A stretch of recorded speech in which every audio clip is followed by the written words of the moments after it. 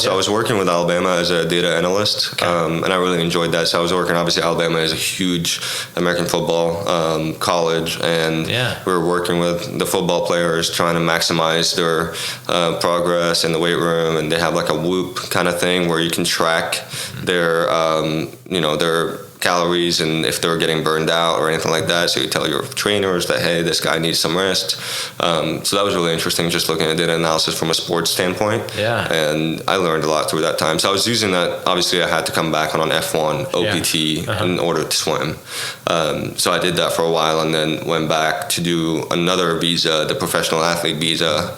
And that's when I got stuck in Egypt because the embassy was closed. Yeah. So I couldn't transfer or get the new visa. So when I did get it, I was able to come back and then apply for my green card. Gotcha.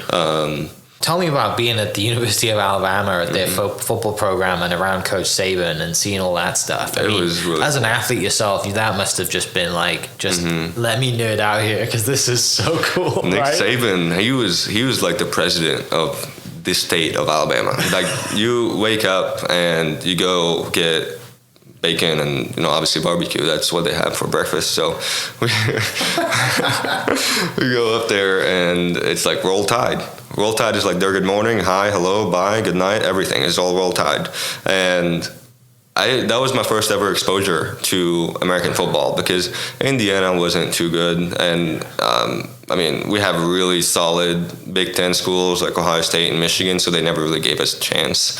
Alabama was very, very good, so I got to go to one of the games, and it was just a great experience, just learning about that. And then every time I would go to, obviously, because my work was in the same building where Nick Saban's office is, so every time I would just kind of walk by his office and see all the rings that they have, and they have like a mini museum of all the Heisman Trophy winners and just crazy stuff that they're always working on, and the way they feed their athletes too. And I took part of that, just being on the swim team. Sometimes they would have lobster tails for dinner. And just thinking back at what I had in college was maybe some Western omelet, and that was about it.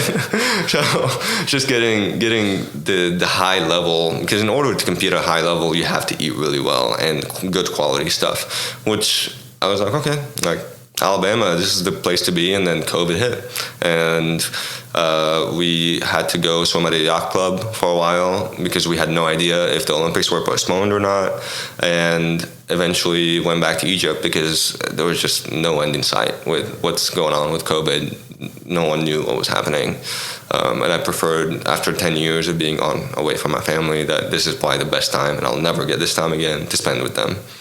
So I spent 9 months with them, which way more than I would have ever expected throughout that whole time.